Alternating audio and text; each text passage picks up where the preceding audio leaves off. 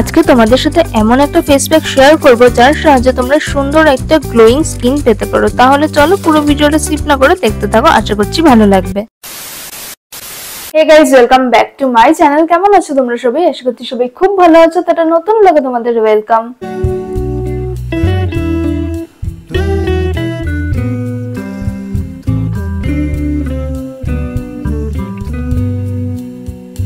আজকে তোমাদের সাথে অনেক দিন পর একটা স্কিন কেয়ারের ভিডিও শেয়ার করব। তোমরা ভিডিও দেখার জন্য যতটা এক্সাইটেড, আমিও ভিডিওটা ক্রিয়েট করার জন্য তার থেকেও বেশি এক্সাইটেড। তো চলো ভিডিওটার মেইন টপিকটা তোমাদের বলি। তো তোমরা জানোই যে কিরকম গরম পড়েছে আর সূর্যের তাপ দিনকে দিন বাড়তে চলেছে, আর তার ফলে কিন্তু আমাদের ফেসে অনেক ট্যান পড়েই যায়।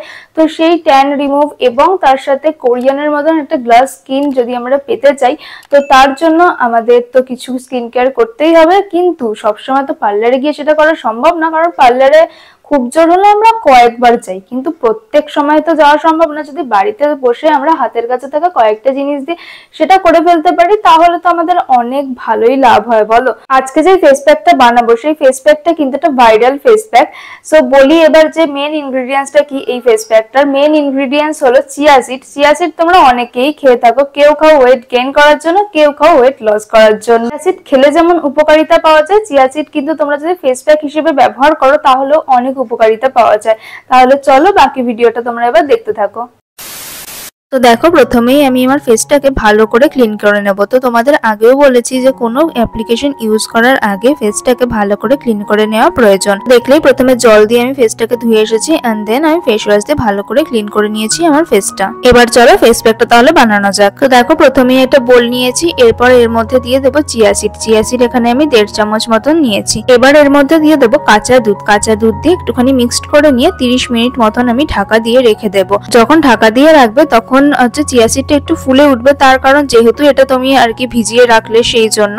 তো দেখো চিয়া সিডটা কিন্তু একটুখানি ফুলে উঠেছে, তোমরা বুঝতেই পারছো, আর কোয়ান্টিটিতেও কিন্তু একটু বেড়ে গেছে। তো দেখো চিয়া সিড আর দুধটা যে মিশিয়ে রেখেছিলাম তার ফলে কিন্তু এরকম হয়ে গেছে। এবার এর মধ্যে আমি অল্প পরিমাণে একটু দুধ দেবো। দেওয়ার পর এবার এটাকে একটুখানি ব্লেন্ড করব। তো একটা মিক্সির মধ্যে আমি সমস্ত উপকরণটা দিয়ে দিলাম, এবার এটাকে ব্লেন্ড করব। তো ব্লেন্ড করা হয়ে গেছে। এরপরে না এর মধ্যে আরো কিছু ইনগ্রেডিয়েন্টস দেবো। তো দেখো ব্লেন্ড করার পর পুরো এরকম জেলের মতন হয়ে গেছে।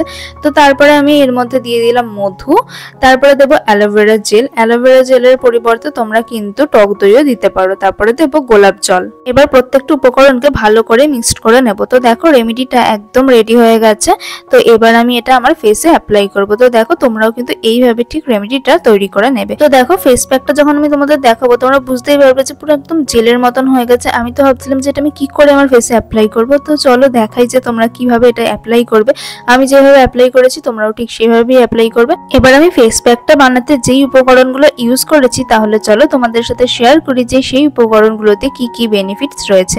তো প্রথমেই দিয়েছিলাম চিয়া সিড। চিয়া বীজের মধ্যে রয়েছে প্রোটিন, ফাইবার আর অ্যান্টিঅক্সিডেন্ট, যা ত্বকের জন্য খুবই উপকারী। এটি ত্বককে আর্দ্র রাখতে, বলিরেখা কমাতে, ব্রণ সমস্যার সমাধানের জন্য সাহায্য করে, ত্বককে উজ্জ্বল করতে সাহায্য করে এবং ইউভি রশ্মি থেকে ত্বককে রক্ষা করতে সাহায্য করে। সাথে খুব সুন্দর গ্লোয়িং স্কিনের একটা এফেক্ট দেয়।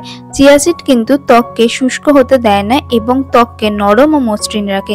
চিয়া সিডটাকে আমি দুধ দিয়ে সোক করে রেখেছিলাম, তোমরা দেখিয়েছিলে। তো চলো এবার দুধের উপকারিতা বলি। দুধ যেমন ত্বক পরিষ্কার করতে সাহায্য করে, তেমন ভাবেই দুধের মধ্যে থাকা ল্যাকটিক অ্যাসিড মৃত কোষ দূর করতে সাহায্য করে এবং ত্বককে উন্নত করতে সাহায্য করে। নেক্সট দিয়েছিলাম মধু, যা কিন্তু ময়শ্চারাইজার হিসেবে ভীষণ ভালো একটা কাজ করে এবং ত্বককে পরিষ্কার করে ব্রণ সমস্যা দূর করে। এরপরে আমি দিয়েছিলাম অ্যালোভেরা জেল।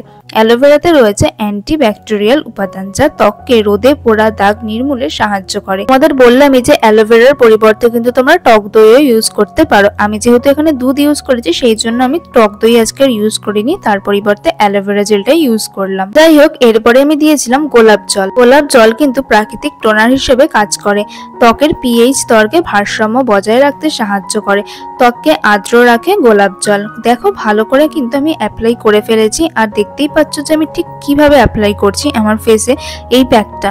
তো আমি এই ফেস প্যাকটা অ্যাপ্লাই করে 30 মিনিট মতন কিন্তু রেখে দেবো।